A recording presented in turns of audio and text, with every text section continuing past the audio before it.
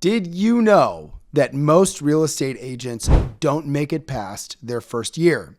Now, it's not for the reason that you might be thinking, such as the market interest rates or because real estate is just plain too hard. Most agents, they're struggling because their first few deals were actually easier than the business will ever be again. But when your first few clients are coming from friends, family, past coworkers, you get a false positive. See, you start to believe that you're running a sustainable business, but what you may actually have is early momentum without a repeatable system.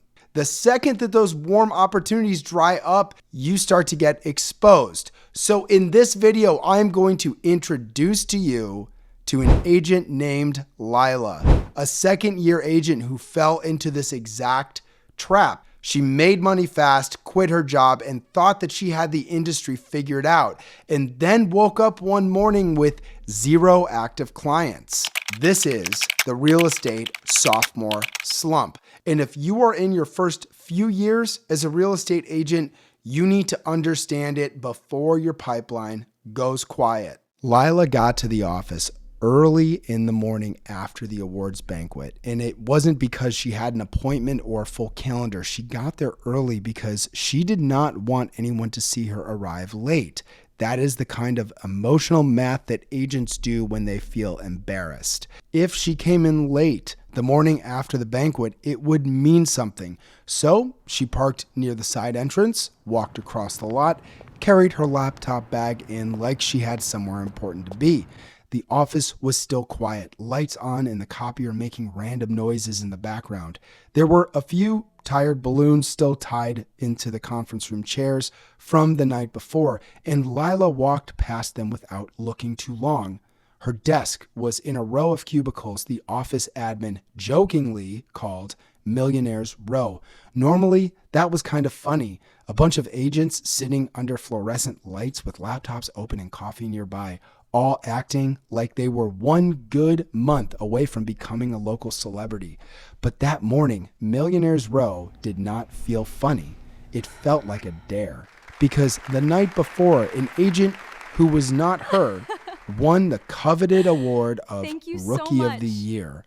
The award she felt was more impactful than any other award because it was the only one that had a single shot at winning it. After all, you're only a rookie once. So she said, "I'm so happy for you," because that is what you say when someone else gets the thing that you were not willing to admit you wanted until you did not get it. And part of her was happy, but the other part drove home that night trying to figure out where she stood.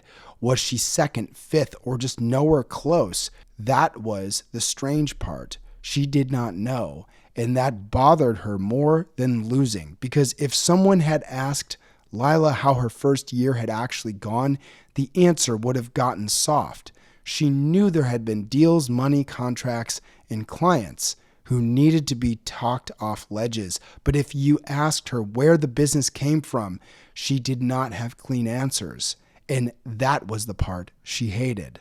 This is where the sophomore slump usually begins. It starts when the first year works just well enough to hide the fact that nothing underneath it is repeatable. That is what makes this stage so dangerous for newer agents. The agent can be talented, hardworking, coachable, and genuinely good with clients while they still have no real business underneath the activity.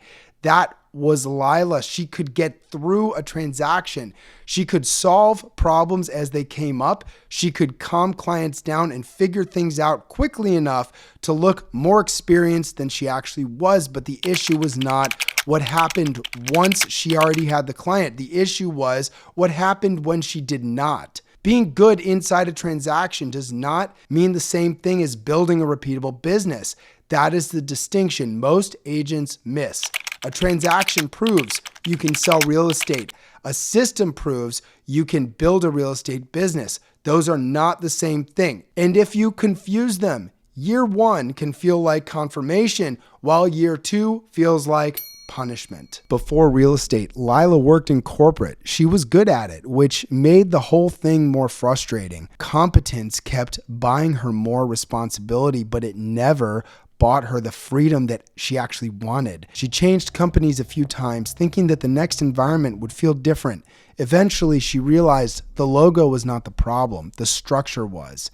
There was always someone above her deciding whether ambition was useful or convenient. Lila did not hate work. She hated responding to a boss. Her dad was a business owner, and whether she realized it or not, that had shaped her. As a kid, his business looked like phone calls during dinner, invoices on Sundays, and problems that followed him home. But as she got older, she started to see that that part mattered. That was ownership. That idea got under her skin. Lila did not want a job. She wanted an empire. So real estate made sense. No ceiling, no boss, no annual revenue where someone else got to decide if her ambition was allowed to keep growing. She had also seen enough agents online to imagine the version of the business that she wanted. It looked independent, stylish, flexible, and powerful in a way that corporate life never had. She did not believe every part of it, but she did believe enough. So she got licensed while she was still working full time. Then, almost immediately, someone from her old marketing department needed to sell and buy. The news reached through her casual grapevine of people who still knew her as the ambitious one who got into real estate. She called. They trusted her. She worked hard. She learned what she needed to learn fast enough to keep the deal moving.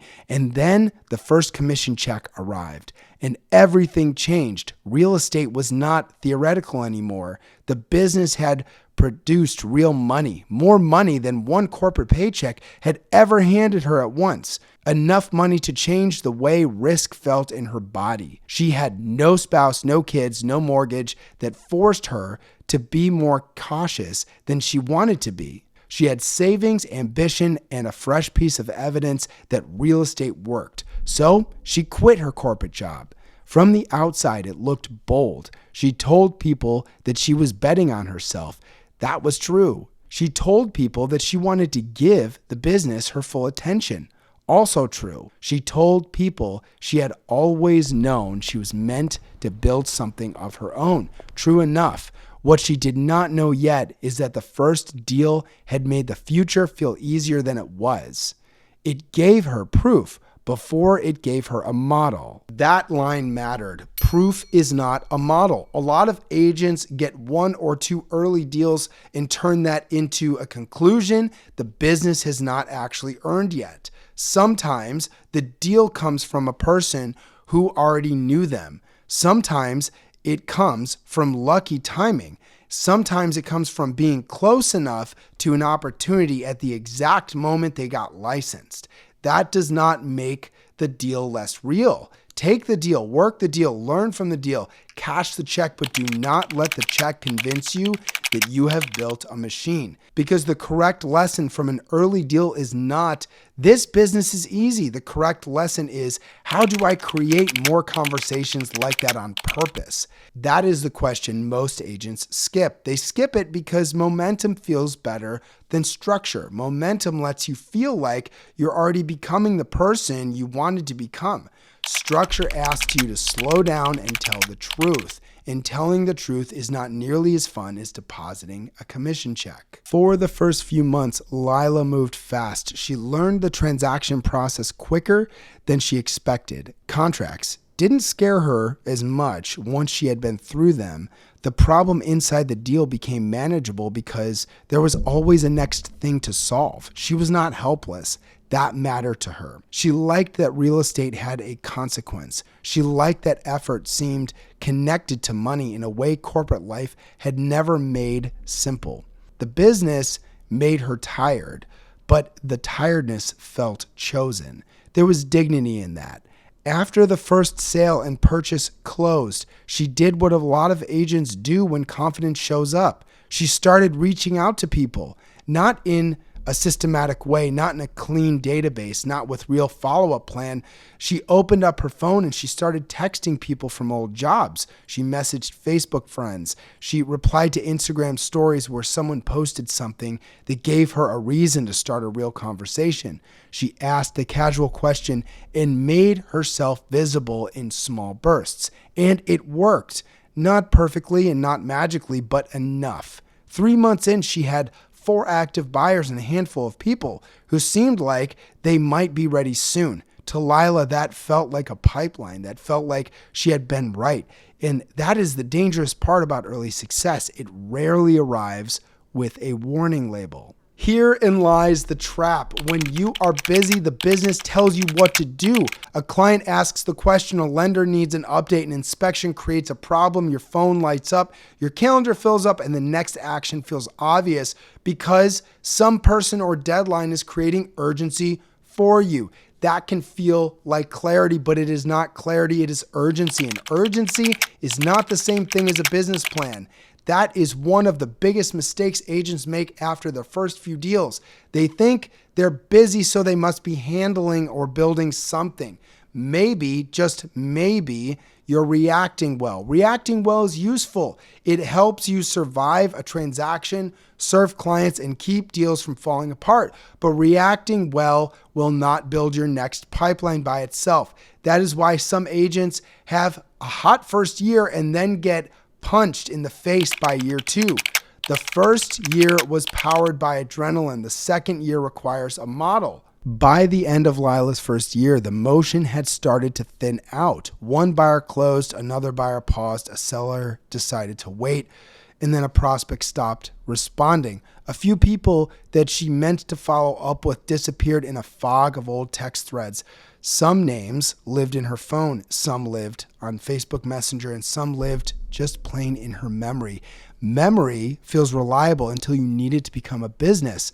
Now, she was sitting in Millionaire's Row the morning after the banquet, looking at her laptop screen, feeling the weight of an empty pipeline.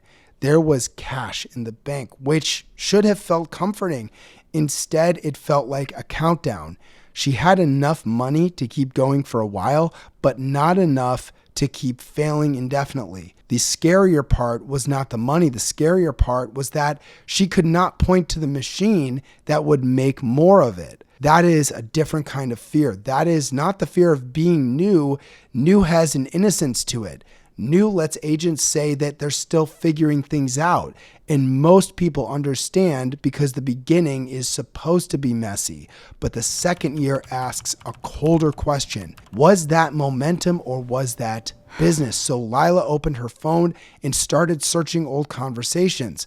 The couple from the open house had not heard from her in 8 months. She had sent them 2 or 3 listings, then got busy during the inspection week for another client, then meant to circle back when things calmed down. Things never calmed down. The thread just sat there. No drama, no accusation, no evidence. Then she found a seller who said that they might talk to her after the holidays. Her last message had been warm, useful, and completely uncontinued. The same thing happened again and again as she searched old names. People had not always disappeared because they were bad leads. Some of them had disappeared because there was no system holding the relationship after the first connection. The business had been leaking the whole time. Not dramatically, it leaked through small places where no system existed. This is where I want to be very direct. If your pipeline only exists in your memory, that is not a real pipeline. That is a pile of names and feelings. And I say this because this is where agents get themselves into trouble. They say they have buyers they're talking to, sellers who might be ready, and people who need to circle back. Okay, where are they? What stage are they in? When did you last talk to them? What did they say? What is the next step? What is their timeline? What's their motivation? If you can't answer those questions, you may have conversations, but you do not have a pipeline yet. That is what happens in the sophomore slump. The agent thinks the problem is that the business dried up, but a lot of times business did not dry up. It leaked. The relationships were never captured clearly enough. to be worked consistently. The follow-up depended on memory. The daily routine depended on whether something urgent was already happening. That diagnosis matters because if you think your business dried up, you might go searching for a new lead source. But if you realized your business leaked, you start asking better questions. What did I fail to capture? Who did I fail to follow up with? Where did the first deals actually come from? And what can I repeat? Back at her desk, Lila looked down at her notebook. The page was blank, and for a moment, she wanted to make a list of everything. She could call names, write posts, host open houses, contact past clients, visit local businesses, compare CRM platforms, learn scripts, make videos, take classes, send emails, print flyers, and tell herself that she was finally getting organized. That kind of list can feel good. It can make panic look productive. The question that stopped her was more annoying. Could she actually repeat any of it?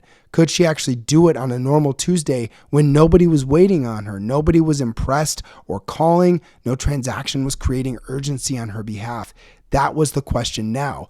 What could she repeat? Because adrenaline can start a business, but it cannot run one. Willpower can carry an agent through a busy season, but it cannot replace structure. Memory can hold a handful of relationships, but it cannot protect a growing business. And talent can help someone look competent inside a deal, but talent cannot create a pipeline by itself. Lila had not failed because she was bad at real estate. That would have been easier. If she were bad, the answer would have been clean. Quit, improve, or choose something else. But she was not bad. She was capable, ambitious, fast learning, and willing. She had proved that she could help people buy and sell houses. Her first year had given evidence that she belonged in this business. It just had not given her a business yet. This is the lesson I want you to take from Lila. If you are in this spot, you probably do not need to become more intense. You need to become repeatable. That is not exciting, but it is what actually builds a business. You do not need another random pocket opportunity to prove that you're talented. You need a way to create conversations on purpose. Capture the people you talk to and follow up without relying on your memory. You need a way to know what to do every day when no one is creating urgency for you, because that is the moment real estate becomes real. Not when the check clears, not when the Instagram post gets likes, not when someone calls your name at the banquet. Real estate becomes real when no urgency is left to hide inside, and you decide on purpose what gets repeated.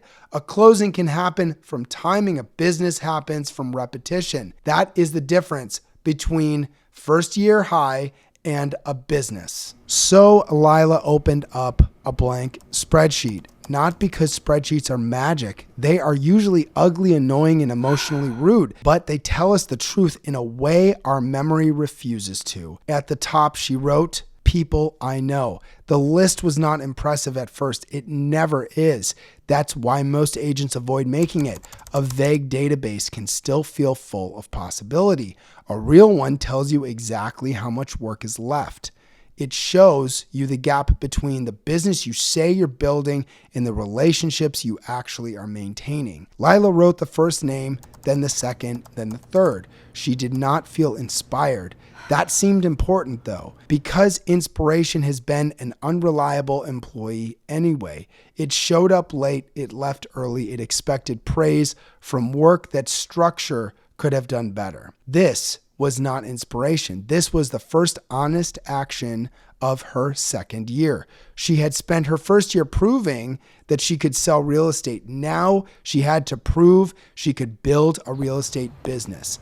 Those are not the same thing. So if you have had a decent first year in real estate, but now your pipeline feels empty, do not immediately assume you're bad at this. You might not be bad at this at all. You might just be discovering that your first year was not repeatable. And that is painful, but it is useful because once you see it, you can build it differently. You can stop relying on adrenaline. You can stop trusting your memory. You can stop calling scattered conversations a pipeline. You can stop waiting for urgency to tell you what matters, and you can start asking the question that Lila finally asked the morning after her banquet. What can I do every day that makes this business less fragile? That is the beginning, not of a comeback, but of a business.